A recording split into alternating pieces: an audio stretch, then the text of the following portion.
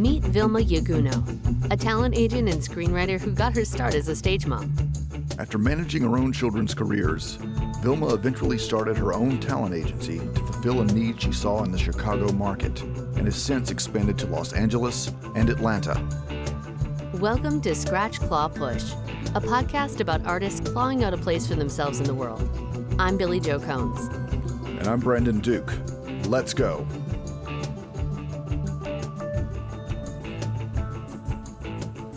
So, welcome to the show, Vilma Llaguno. Thank you. Thanks for having me. Yeah, so we were introduced by my friend Eric, who has been on the show already. And you're a little bit different than our stereotypical guest, I would say, just a little bit, right? Okay. But after we talked, I definitely, thought that your story was worth sharing. So, Nice. what we like to do first off is do the 60-second CV, resume, whatever you want to call it. So I'll give you 60 seconds on the clock, and we'll see if you can fit it in 60 seconds. Give us the short version, the ground floor to first floor elevator pitch of who you are, what you do, why you do it. You ready? Okay. And why? Well, I mean, you don't have. I mean, you don't have if you have time, but just Okay. Ready? Go. Hi, my name is Vilma. I am the talent agency director and owner of DreamTeam Talent Agency in Chicago, Los Angeles, and Atlanta. I'm also a screenwriter. I'm a host of Dream Out Loud podcast. I am a multi-passionate entrepreneur, life enthusiast, optimist. I do it because of the fire inside. I'm a Leo. And I have so many whys. And I'm excited to be here, and I'm excited for everything. I'm excited. That's why I do everything. All right. Now you got 23 seconds left. So I didn't know. I was over here trying to cut short because I'm usually a talker. I'm trying to cut short because I talk too much, and I had some time. This is a good thing when you're on a podcast. Yeah, this is going to be a theme with our guests. We're like, I talk too much. Yeah, well, I talk way too much. So I'm trying to behave. So when you and I talked, though, where you kind of started with all of this, because you did not start as a talent agency owner. So tell us a little bit about how you got started in all of that. In the entertainment industry? Yeah. Okay. Yes. So 23 years ago, I had my first child.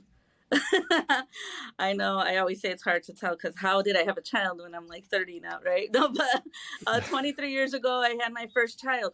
It was old school time. This was before internet and computers. I was reading the newspaper and on a Sunday reading the sales ads, and I saw these babies. When I had a newborn baby in a bassinet, at the kitchen table, I'm there having coffee and crackers or whatever. My baby's in the bassinet next to me, and I'm looking at the sales papers like Kmart and all that stuff.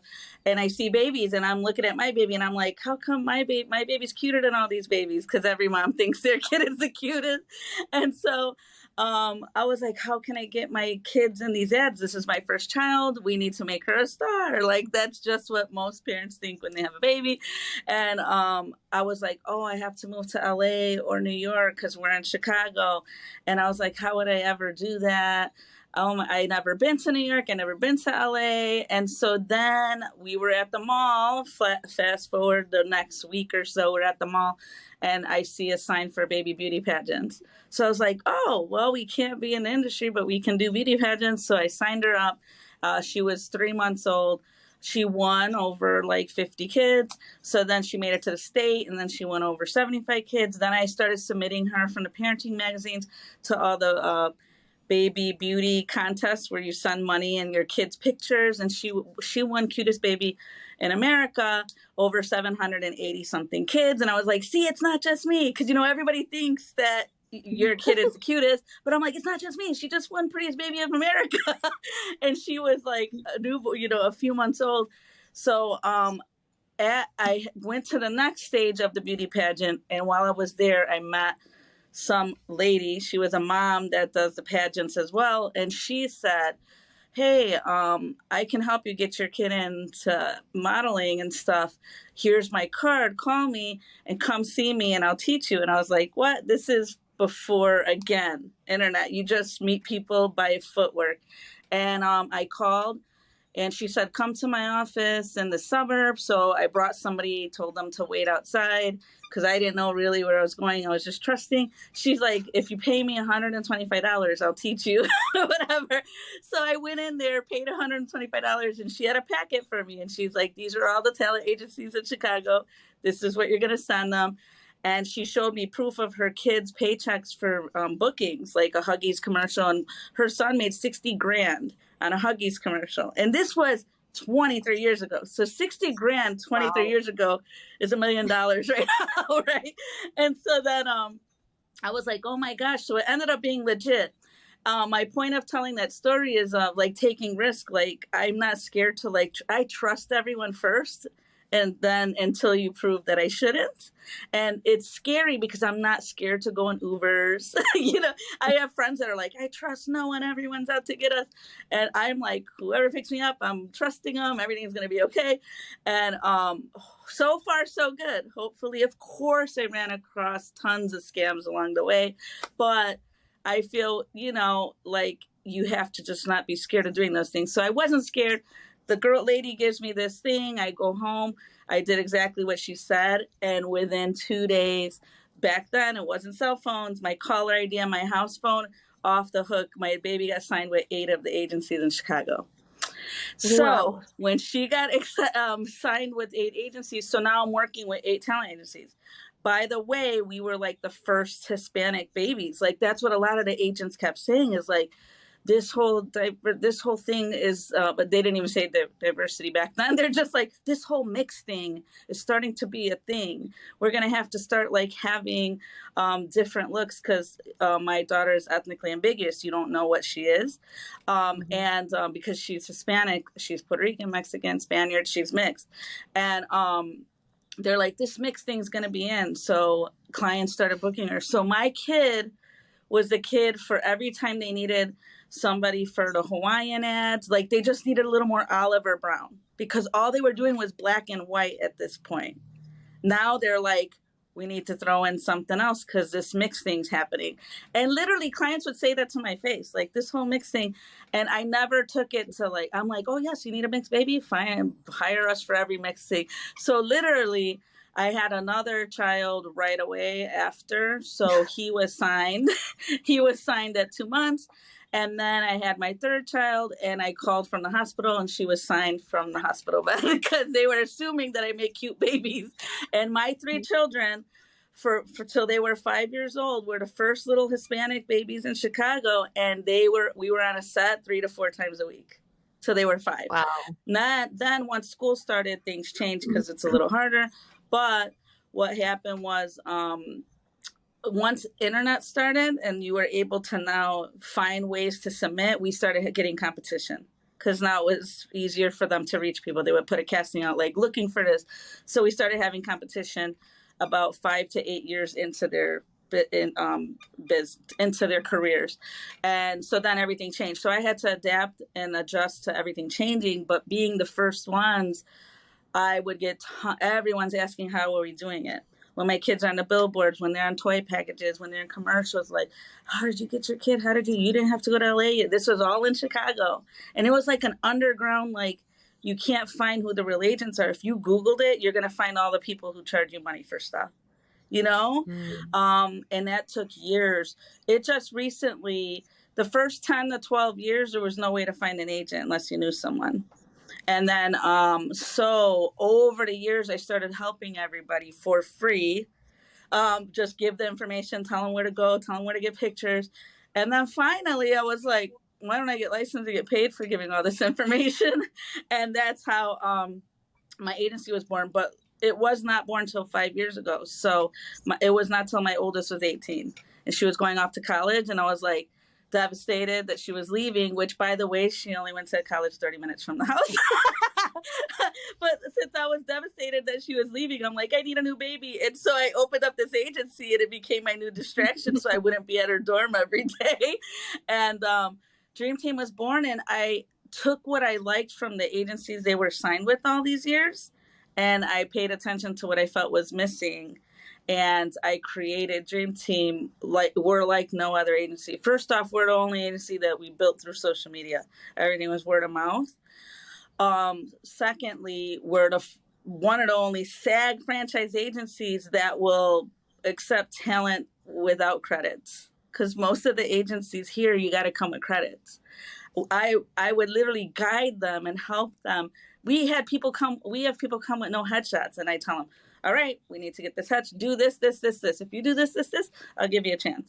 And that's what sets us apart. I'm willing to give humans a chance, not just like the privileged, perfect Hollywood people that mostly what the industry caters to or used to pre-pandemic.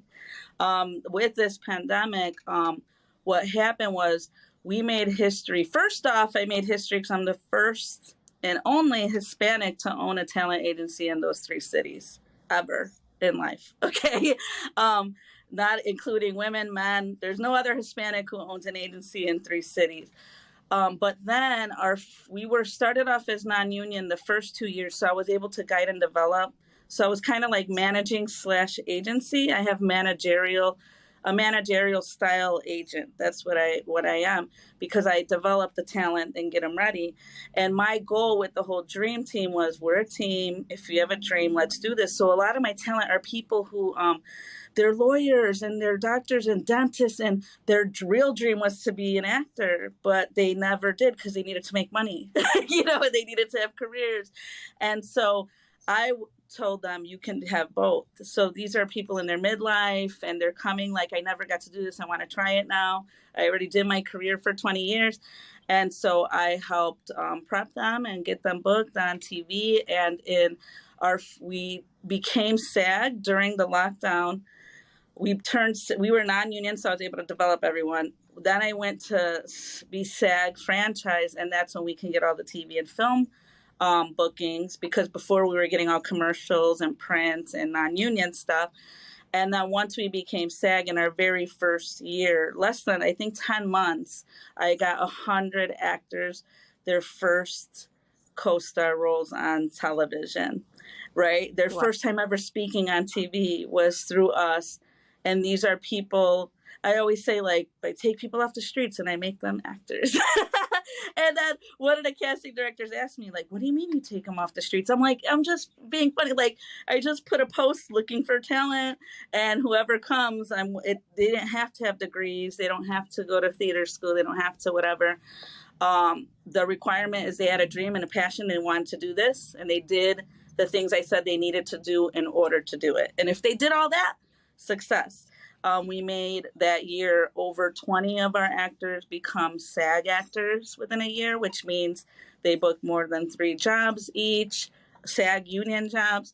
And that was all with Chicago only. And so then during the lockdown, I opened up LA from my house in Chicago, because now that everything is Zoom and stuff, I was able to do that. And then I opened up Atlanta. So Atlanta turns 1 year old this Saturday. My Dream Team Talent Atlanta, and my Dream Team Talent Los Angeles turns 2 years old next month, and my Dream Team Talent Chicago just turned 5 years old in July. So July, August, September, we have a lot of partying to do, and it's been great. That's I can keep amazing. Going. Yeah. I was gonna say, I think you already answered my first 5 questions. So check. Okay. Check. It's like, man, this interview's just running itself. Sorry. No, it's good. What were you gonna say, Billy? Oh, I was just gonna say that's amazing. This is a theme that keeps kind of coming up with some of our guests, is the idea of not really knowing how you're going to go about something, but kind of throwing yourself out there and just figuring it out, And it sounds like that's how you figured out with your kids, getting your kids into the business. And then was that kind of true about getting yourself into the agent business too? Did you just kind of like go, I'm just going to do this? Or how did you actually get started with that? Yeah, thank you so much for asking that. Yeah, this is what's so crazy. I never worked at a talent agency, so I couldn't learn from anyone.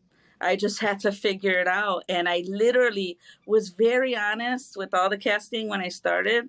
And I told my mission and what my point was, why I'm here. And it was amazing because in order to open a talent agency, you have to get 3 letters from casting directors saying that you're legit and worthy to open a talent agency, which sounds terrible, right? That someone has to say you're worthy, right?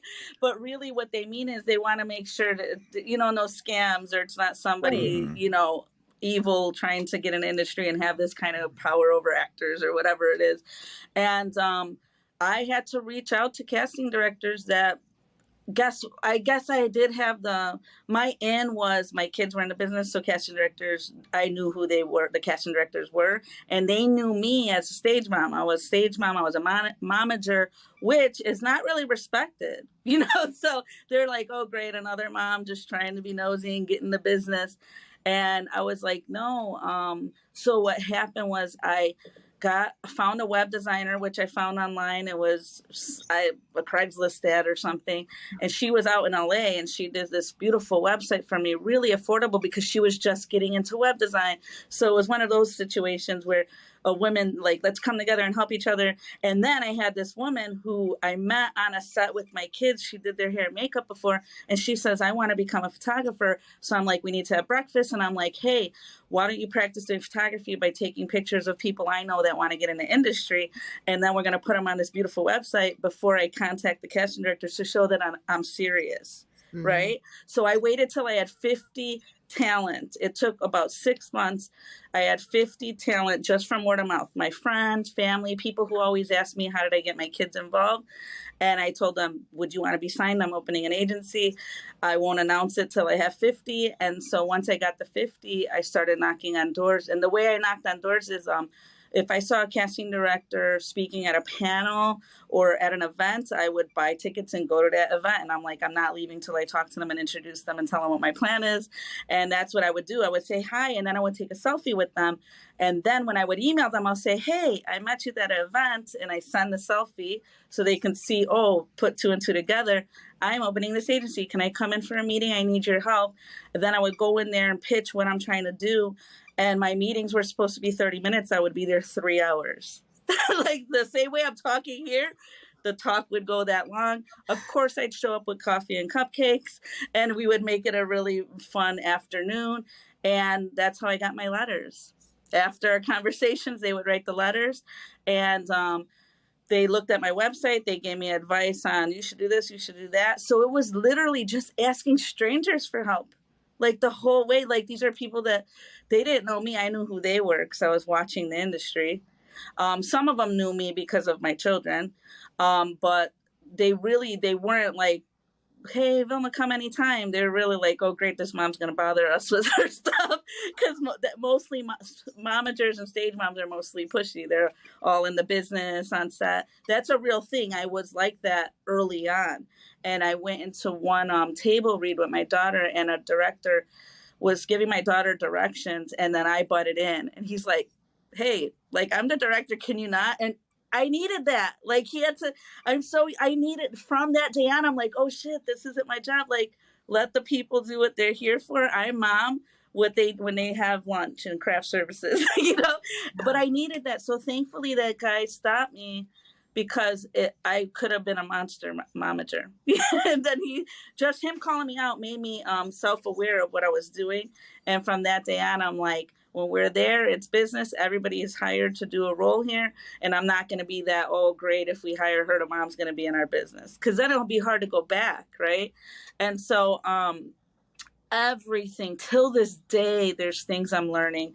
Everything is just by doing. When we got our first TV show booking, I'm like, great, what happens now? And I'll ask the casting director, or I'll ask the assistant, like, hey, I don't want to bother casting, but can you tell me what this means? What does this abbreviation mean? Can you whatever?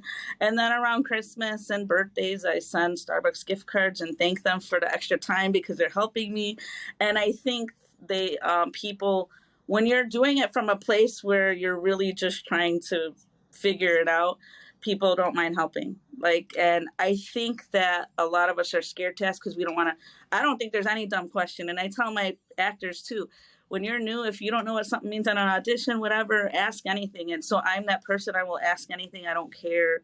And till this day, people think I know there's so much I still don't know, and I'm just going to learn along the way while I continue to grow and plan to open even more agencies and stuff like that. I'm just asking right now. I have my eyes set on New York, opening the East Coast. So I'm asking questions about the East Coast and New York and people who are working there and who knows what and who knows whatever. And you'll probably see that open before the end of the year because I'm figuring it out during this strike. Mm-hmm. I'm like, you got a little bit of a pause there where you can kind of get your get a foot in the door, get some traction. Yes. Yeah. You notice, you recognize the pause right now that we're on strike. So when we had this lockdown for the pandemic, people, you either sleep and people went and got different jobs in different industries, or that's the time to like, where's the silver lining? And so I built so much. I opened the 2 agencies during the lockdown. I built my rosters. I represent over 1,000 actors across the 3 cities. I built my team. The people behind, I have now employees that are like amazing, that are pushing out all the submissions, why we get so many auditions every day, because that's time consuming, submitting talent for all, especially in LA. There's so many breakdowns in LA.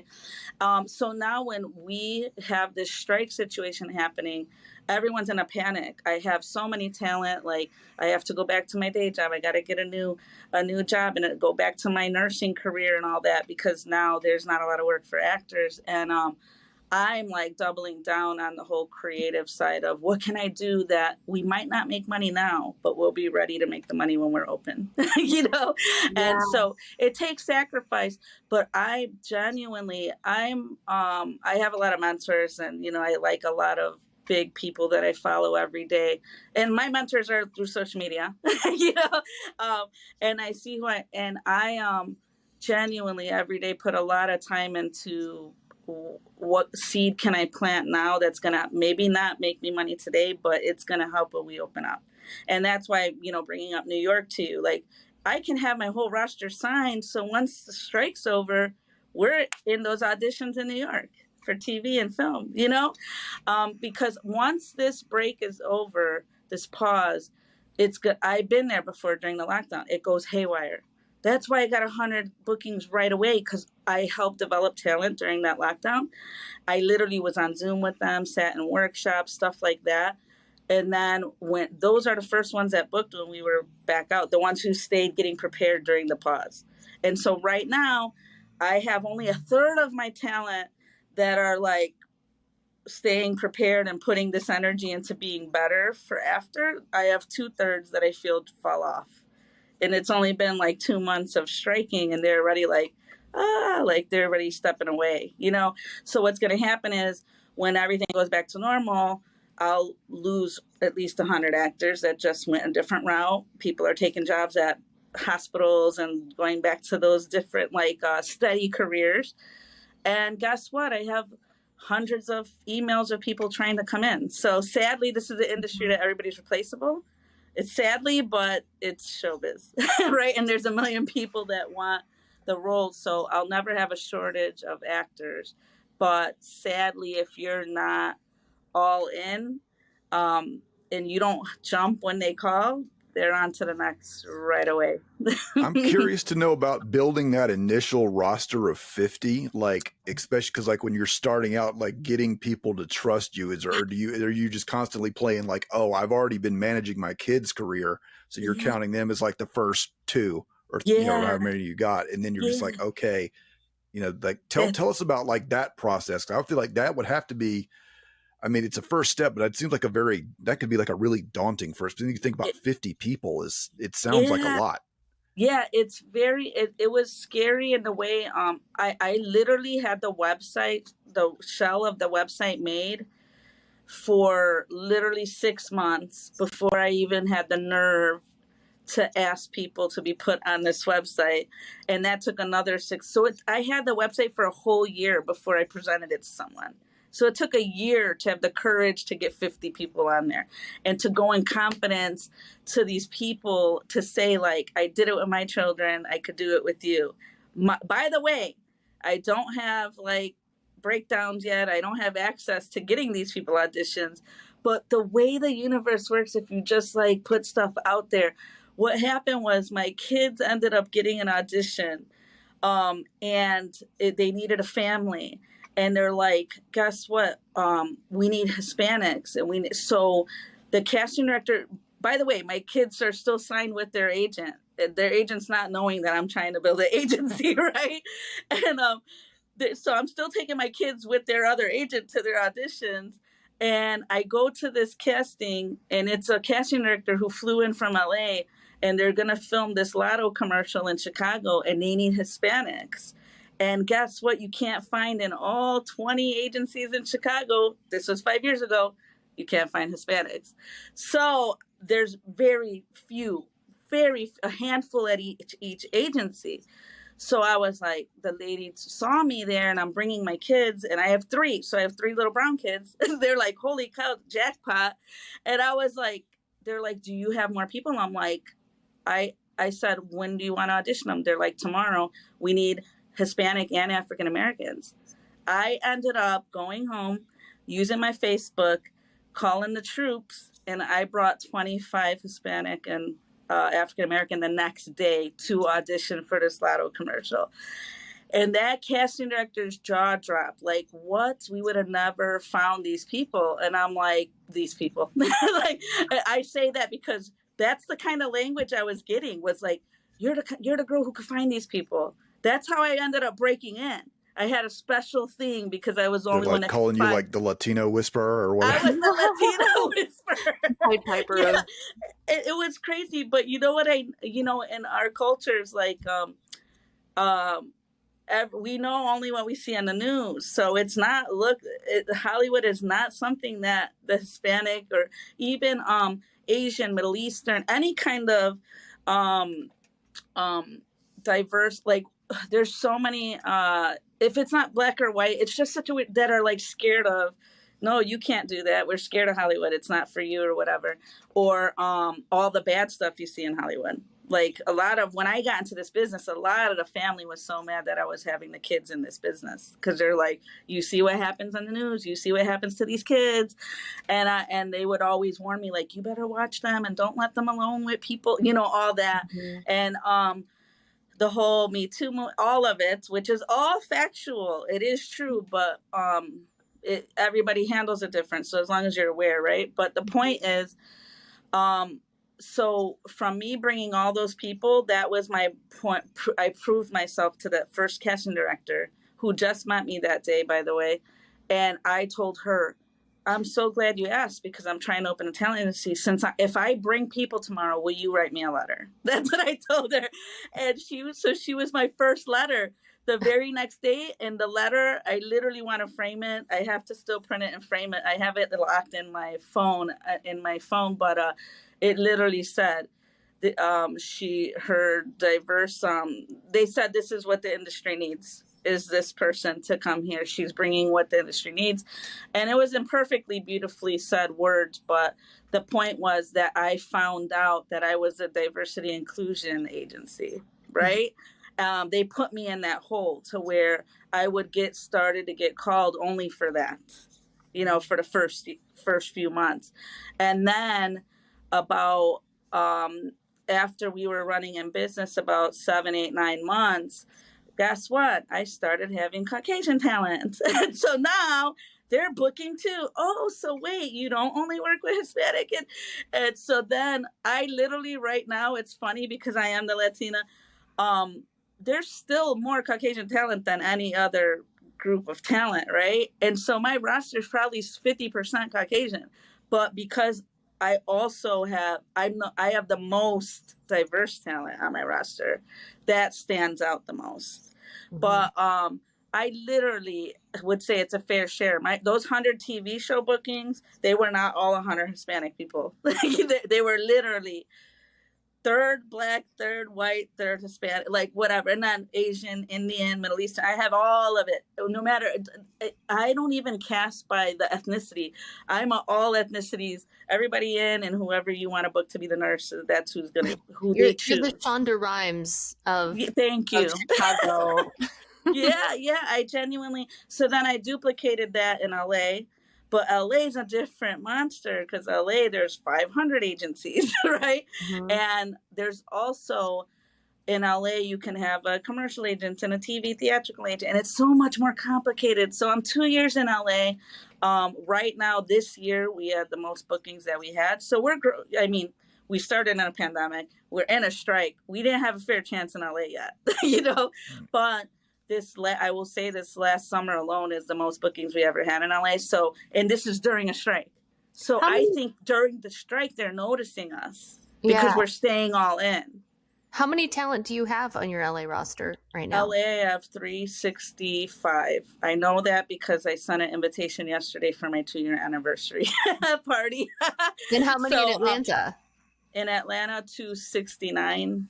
Okay. And then Chicago, over 600. How does So that the most is, compare? but Chicago, I have kids too. All ages in Chicago. 0 to my oldest is about 89. And in Atlanta and LA, it's only 18 and older. So So it's a smaller.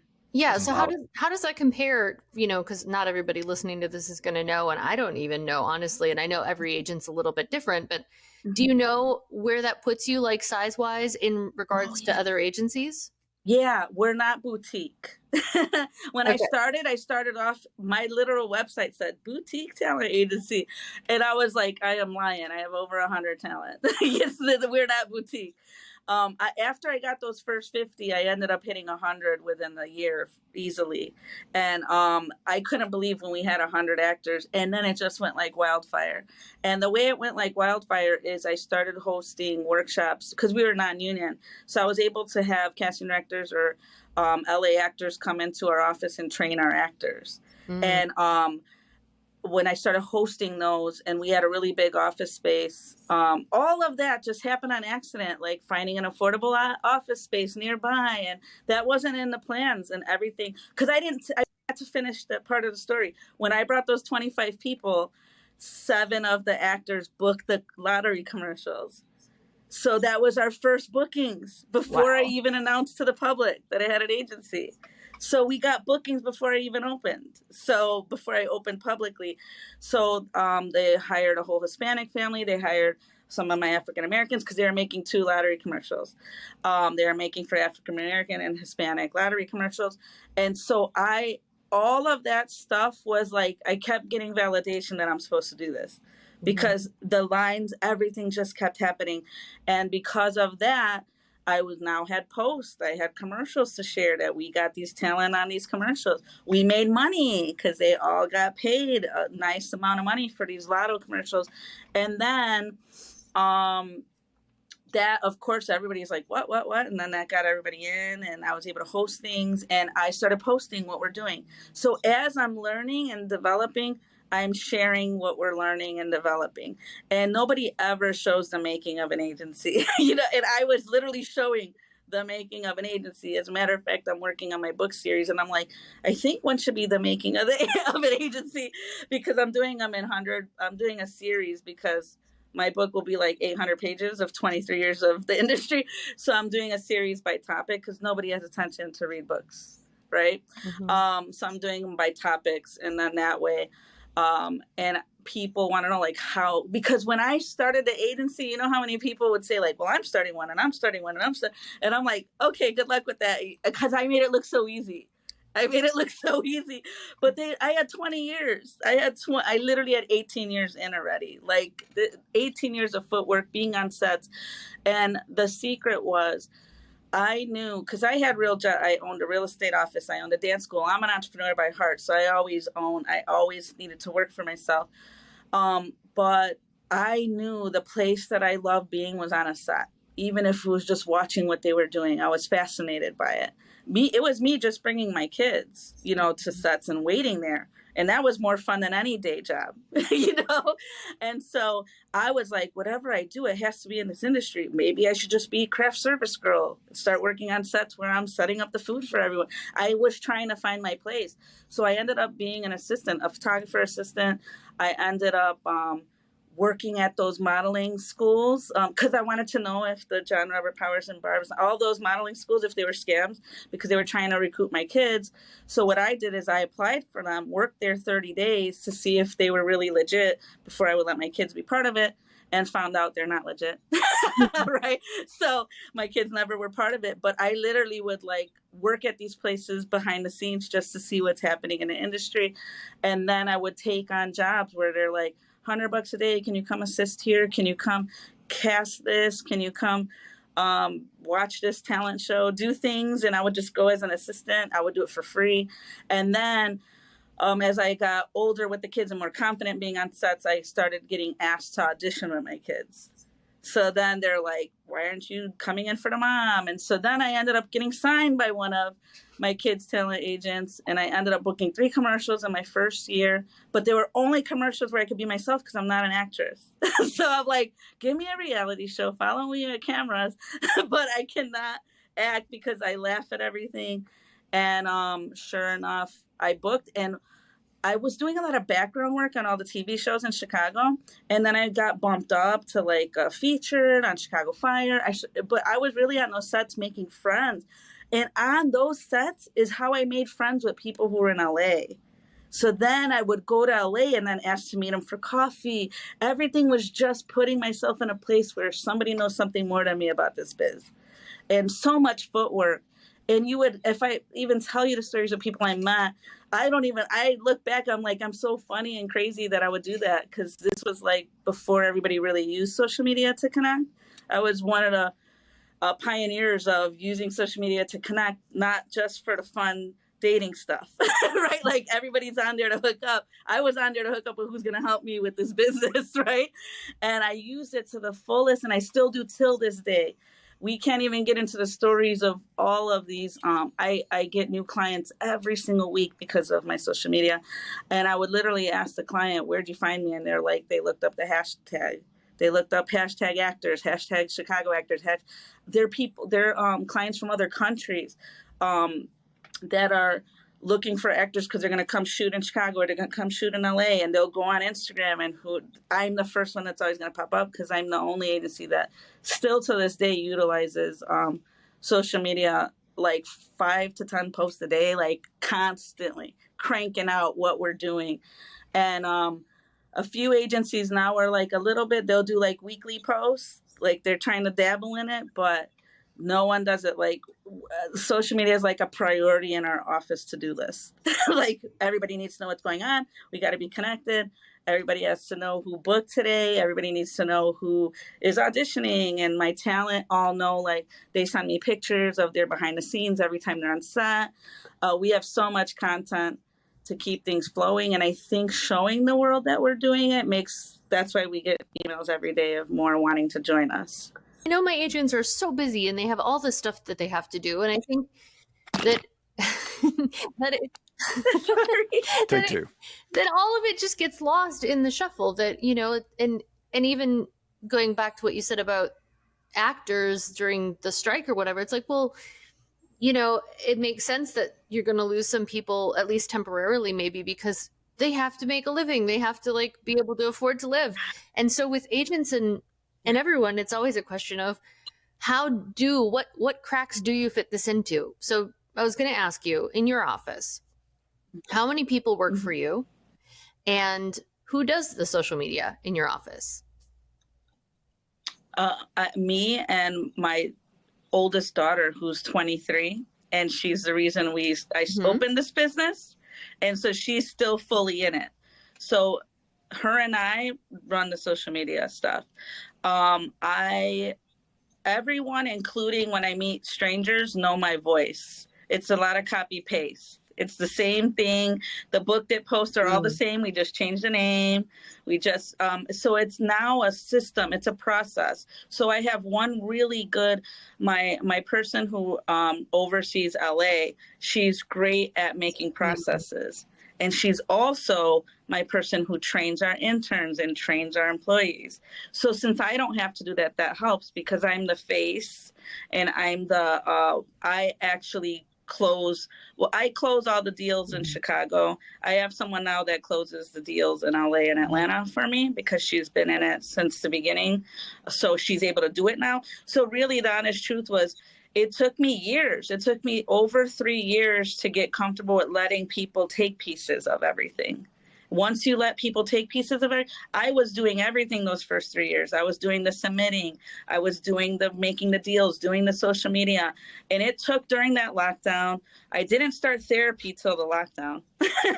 So once I started therapy during the lockdown and I saw her once a week on Zoom, it was to clear all my thoughts. I needed an outside person to tell me, like, why don't you let other people help you? Why don't you to not be a control freak over, like, what if they say something wrong? What if they do something wrong?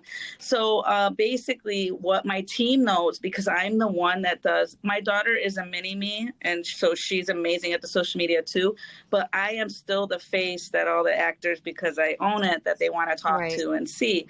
So what I do is my team makes sure all the stuff that doesn't need me to be there, they do it. So I can do the stuff that I have to be there for. Like when we get a new client, I have to cater to the new client every time. So I have to give them attention, show them what we do, show them how we work, so they love us and they keep coming back. And thankfully, that's the case of 99% of our clients. I just got 10 bookings today from a client that's direct, that found us. And this is our 4th time they're booking that many people this year because they keep coming back because of how efficient. So that's what I believe it is. It's me being able to let go these last 2 years and have a team of people who do all the stuff. Like I still do submissions in Chicago, so I still have a hand on that. But I have teams that do it for both other cities. And literally everything's a system and a click of a button. So I see all the auditions that come through. I'm clicking buttons, forwarding the auditions on a lot of these things. But if we need to send sides for, like, they're still casting for the soap operas are still filming, for example. So when we have to give them the sides or the script, we have to download and attach. That's like secretary work. So we have someone who does that part to make sure that the actors have their sides for their audition, make sure they turn them in on time. We click buttons on everything with filters now. So our systems allow everything to be a lot faster. And technically agents are only supposed to be open 9 to 5. And the way that we're able to do everything is I work till 2 in the morning. So when agents close at 5, I am still working weekends at night. I'm setting up my social media posts at 1 in the morning. I'm like getting the pictures ready. Tomorrow, these are going to be talked about. So it's honestly being an entrepreneur, putting in those hundreds of hours to not have to work for someone, right? Yeah, like that's if anything, when they say like you start working for yourself, and entrepreneurs talk about how hard they work and how much extra they have to do. If anything, I feel like people undersell that, because it's what I've learned just like in the last couple of years trying to do my own production stuff. Yeah, you just like it's just nonstop. There's always something to do. Right. Yes, and I love that you said that, because in my first years when I was non-union, I was able to do, I also had my podcast. I had a production company. That's why I say multi-passionate entrepreneur, because I do write. I write. I have producer friends and produce things, and we just got our first short film at a film festival. They announced that this week, so we'll be at our first film festival. I just finished writing my first feature film. I just wrote a proof of concept, and last week during my 5-year anniversary, in 30 hours, my proof of concept was filmed. My director flew in from New York, and the whole thing it's in editing now. We're going to screen it at the end of the year. So like, I have to keep creative in all this. I know the agency stuff sounds fun. It's fun when you're booking, but people don't know how many auditions it takes to book. In LA, we're at like 1% of the in Chicago, we're doing a lot better because we're 5 years in, so everybody knows us. But literally, we can send out 300 auditions this week, and we're lucky if we get 3 bookings.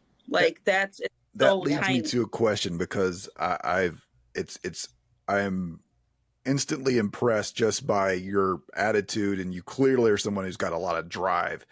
But this is also, you're also working in an industry that's notorious for rejection. And it's also like the one where that rejection feels the most personal. How do you keep that inner motivation to just keep going forward like that? Oh my God. Yeah, I had to learn that, thankfully, with my children. So I remember taking my kids to auditions, and this was when there was no self-tapes. We're in the rooms. So we start seeing everybody we're up against. It's the same kids we're up against, because it was only a handful of Hispanics that they're up against, right? So we end up knowing the families, end up being friends, some of them. Some parents were like savage, like they were like, we're not going to be friends, we're enemies. But I tried to be friends with everyone wherever we were. Until this day, it's funny, a lot of those people we were competing with, I signed. They work with, they're now part of my agency.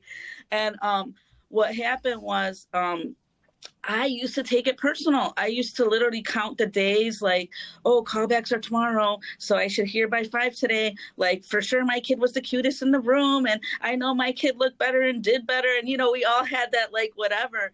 And then they weren't booking every single job. And I was like, wow. So then I would wait and see the commercials, and I'll say, oh, that girl booked it because she had curly hair. My daughter don't have curly hair. I would make the excuse like, oh, she's taller. My daughter is probably too short. I was trying to find anything that it wasn't my kid. You know, like, and then at the end of the day, it just made me realize, like, this is all an opinion. And because the same breath I'm telling you we were rejected, I could tell you numerous stories of being in an audition with my kids. And one fun story, I was in an audition with my kids, and one of the casting assistants said, oh my gosh, she looks just like my sister when my sister was little. And then they're like loving my daughter because they're like, oh my gosh, my sister looked just like her. And then they're like, so is she available tomorrow? She would book without even having an audition. And I started to learn, like, it didn't matter what she, and I was like, do you need her to audition? They're like, it's fine. Can you get her to this house tomorrow at 2? And I'm like, what? And then I would go on, I went to another production studio with my son, and I'm there, and I see this production studio has awards, and they had trophies. And I'm like, oh my gosh. Me as the mom taking my kid is like, wow, what are these trophies for? Oh, how amazing. You have some awards for your productions. That's great. When did you start your production company? And I just start talking to them, and they're like, oh yeah, I started here, started there. Oh, so is your son available tomorrow? Like, and then we get the booking. I'm like, do you want him to audition? They're like, no, don't worry about it. Just bring him tomorrow. And I started learning the game, that it was an opinion. And what's sad is that I always tell my actors, it's not always going to be the best actor. It's going to be who they thought was best or who had the look. And it's also going to be maybe their cousin or their friend's brother's wife, you know, and it's not going to be because they were better. It's because they knew someone. It's not going to be because they were better. It's because they matched the mom or the dad better, you know, like when they have to match up. So I started to learn that none of these decisions are personal. With that being said, you have to be in there and be fully prepared and give your best. And then that's all you can do. It's out of your control. But and I tell these, so I do Zooms every single month with my actors. So they're always welcome to come and see me and hear me and have questions. So I'm open to them once a month on a Zoom.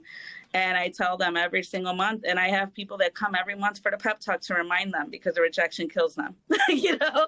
And once I learned that we were booking stuff in an unfair way, I learned right away. I stopped looking at when the callback dates were. I stopped paying attention when shoot dates were. I just took them to audition. If we got called, yay, we have somewhere to go. If we don't get called, we're on to the next, we're on to the next, we're on to the next. And it became a thing where when I'm sending 300 auditions out yesterday, hopefully we hear from the client and somebody from DreamTeam books it. But if not, oh, well, I'm sending 300 auditions tomorrow and 300 auditions. And so it became, I try to tell people it's also a numbers game. The more people that get to audition, and now with self-tapes, they're accepting a lot more, the more it's a good and bad. It lessens your chances, but guess what? You might not even get a chance to audition if it was selective. You know, back in the day when it was only slots for 30 people to come in and do an audition, right now they'll see 100 people for that role. So now you might never, ever get an audition if it was one of those 30 slots, because other people have seniority over you and things like that. So I think just seeing everything I encouraged that, and I really learned over the years. By the way, I do have 3 kids, so I was so busy. I also had them in like cheerleading and soccer and baseball, and we had real life. So I think I was able to balance. That's how I do everything. Just like let it go, just do it, let it go, do it with passion. And I encourage that for everyone. But with this being said, I am not an actor, and I know how hard it is. Like, I know that people are like coming to me devastated. Like, I was so close. The casting said I was great. I was in the final 2. What did I do wrong? And beating themselves up. And so it's easy for me to say because it's really not me being compared or competed against.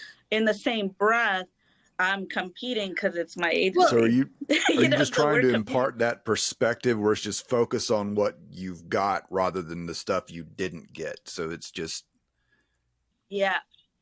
And focus, like all you can control is what you can do and what you can bring. And then you just put it, and also, because here's the thing, what I learned over this years is I can't stand entitlement. So I learned that, and I learned that with my Hollywood agency, my LA agency. That's where I get the most pushback on. I'm supposed to be going in for series regular roles, and I'm like, you never even booked a co-star. But they think because they moved to Hollywood that they made it. So I'm on the Zoom saying, I know you moved there and you physically live there, but you did not make it, honey. You're not even SAG yet, you know? And I have to do it in a motherly way, right? And I'm like, I have kids your age. I'm not saying this to take it easy, because everyone who brings that entitled energy, they're the least, they book the least, because they bring this energy like it's theirs and they own it, and it's owed to them. And I literally show them like, oh, every time someone walks out the room and says, oh man, I aced it, I got it, 99% are not booking it. My son went in for a Kmart SAG commercial, and when he came out, he's like, Mom, you wasted your time bringing me. They wanted him to act like a monkey, and there was 5 kids, and my son would not act like a monkey. And the other kids acted like a monkey. And I go, why didn't you act like a monkey? So he's about to get grounded, right? I'm like, you could have just acted like a monkey. He's like, no, they did. They look dumb. By the way, he's 10, right? So he's like, they look stupid. I didn't want to do that. And I was like, AJ, he's like, and I drove him downtown for this audition. And he's like, well, you just wasted your.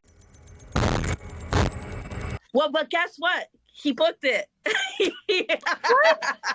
no, it's funny. Wait. While you were away, I was joking. Like I can just hear. I can hear like some other mother going, "You go back in there and you eat a banana and you scratch your head." Well, how did he book it if he didn't do it? That's what the funny thing. That's when I said everything's out of your control. You just don't know. Maybe he looked like someone they liked. Maybe he was the brownest one, and it was for a Halloween costume, being a monkey, and he matched the costume the most. We don't know. The point is that like when people walk out of the room and they say they didn't book it, a lot of times I'll have people call me in a panic, like, I just bombed my audition. I did the wrong thing. I didn't breathe, or I said the wrong word instead of the perfect word. And then they book it. Like that happens all the time to me. But the people who call me and say, oh, this is ours, for sure I booked this, I never get the book. You know what I mean? So I know we're coming up on our time, but I wanted to ask you one more thing, because the one of the other things we kind of talked about. So let me just first, I'll just kind of sum up the things I've kind of gleaned from you, and then I have a question. So the things I've gleaned, which are kind of becoming recurring themes with our guests, are that what's the word? Delusional optimism can be a great thing. That finding the right people to delegate things to and forming a community of people that are going to help you is really important. And that just kind of throwing yourself into it and not worrying so much about knowing exactly how things are going to happen. I guess it goes back to the delusional optimism, but a little bit more on the technical side of things of just going, I'm just going to do this and I'll figure it out as I go, right? Those are the things I'm kind of gathering from you. And not being afraid to ask for help is another thing, I think. But that goes back to that even if it's somebody who's not your best friend or your family member, just being willing to throw yourself out there and not be afraid of rejection, right? Yes, 100%. Not being scared.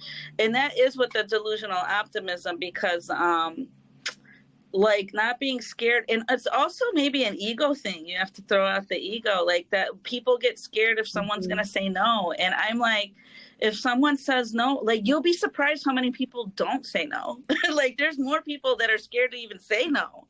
Like, because think about it, nobody wants to be mean most of the time, right? But we're in Hollywood, so I came across my fair share of not so great people, nice people. And but I learned anytime I got a no, I had to learn how to deal with it, and it helped me to Mhm. handle it for the next time. And I'm to a place where if people tell me no, I'll say, "Oh, I'll change your mind." And then I'm not scared to be like, "What do you mean no?" Like what? And then I'm also not scared to, "Oh, you're not going to help me? Fine, I'll find another way to do it, or I'll do it myself." And it's kind of like even doing productions and writing my first web series, and we filmed it, produced it. A podcast. When I started my podcast, I never heard a podcast in my life. My brother listens to podcasts. He's a millennial, and this was in 2019.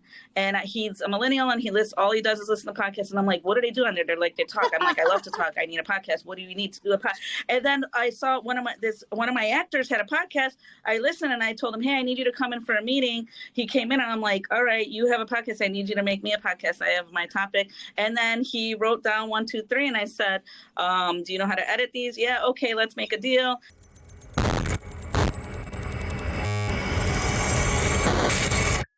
So to wrap up, so we don't lose this, Yes. what I want to say besides the delusional optimism is that like if anyone has done anything ever in life, that means you can do it.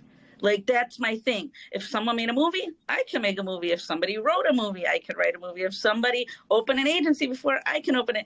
That's how I look at anything. So whenever anybody says they did something, the craziest, that's why I say multi-passionate entrepreneur, because anything that I like, I'm literally like, oh, people make reels. I can make a reel. People are on TikTok. Okay, I got to open a TikTok. Like, if someone else does it, that means we could do it. So I look at I call that the why not me attitude. why not me at all thing, every single thing. I'm like, why not me? I am going to break the generational cycle. I'm like, I know my purpose is bigger. And it's also being connected to that and not being scared to say it and not being scared to like own it. And I have a lot of people. I had a friend that says, how could you say that? What if it doesn't happen? And I'm like, oh, it's going to happen. And if it doesn't happen, who's going to hold me? Like, what is someone going to do? Like, what are they going to say? Like, you never made, because I always talk about like being a millionaire and I can't wait till we get our millions and stuff like that. And they're like, what if you never make the million? I'm like, oh, I will make the million. And if I don't, who's going to ask? Like, you know what I mean? Like, whatever, So I think that confidence and just believing in yourself. So the delusional optimism, believing in yourself. If anything happened in this world, you can do it. That's like the number one thing that I don't let anyone like tell me that I can't, like with anything. And the position I'm in, even like I made so many little history things. I hit like I didn't know until people told me like, you did this, you did that. And I was like, oh, I did. Even when I got my first 100 bookings, I didn't know it was such a big deal to get these people their first speaking roles on TV. And then I met someone in Hollywood, and he's like, so what is your agency doing? And I told him, oh, I got a bunch of, he's like, what? How did you do that? And then he wanted to interview me on his podcast because I did that. And I didn't even know what I did. And then I was like, oh, I did do that. But I'm just living for every day and the next goal. And I always move the needle on myself. And that's something that I'm working on, that like, I sometimes don't sit in celebration enough of what I just did. I'm on to the next thing right away. And I'm always looking for the next, and climbing the mountain. And but when I watch my mentors, the ones that are on top and the millionaires, that's how they live. So I'm like, we're the same. I'm going to where you're going. So those are my words. Well, Vilma, thank you so much for talking to us. Like this has been a really great and inspirational talk, and Thank you. I everything you said. I just am like, yes, that too. So it's Thank really you. great to hear from you, and congratulations on everything. Thanks so much. We'll continue to grow. Next week, I'll be in Atlanta if you guys want to stop by our Sweets and Selfies gathering. Yeah. So it'll be at the Anthony Mindel's Actor Workshop Studio. I'll send you guys an email. But yeah, so next week I'll be in person with all my Atlanta people. We'll take Sweets and Selfie. I call it Sweets and Selfies because we only have time for mingling and having sweets and taking selfies and gathering together for a little 1-year celebration in Atlanta. And thanks so much for having me. And I appreciate your energy, both of you. It's great to meet you. And let's continue to be friends after this. And let's not forget where to find you. Yes, tell everybody where they can find you online if they want to @ you. Yes, please find me at Dream Team Talent Chicago, at Dream Team Talent LA, and at Dream Team Talent Atlanta. But really, find me at Chicago Vilma, because that's my personal page, and that links all of the stuff I'm doing. So at Chicago Vilma, VILMA, find me, and let's connect and be friends and help each other. Awesome. Rock on. All right. Thanks, guys. Thank you. Nice seeing you. That will be all for this episode. To keep up with the show, follow us on Facebook, Instagram, and Twitter at Scratch Claw Push. If social media isn't your thing, you can contact us at scratchclawpush@gmail.com. This podcast has been a Carcutta Media production. For a full list of our podcasts, go to carcuttamedia.com/podcasts. This recording, or any portion thereof, may not be reproduced or used in any manner whatsoever without the express written permission of the publisher, except for use of brief quotations in a review. Copyright 2023 by Carcutta Media, LLC. All rights reserved.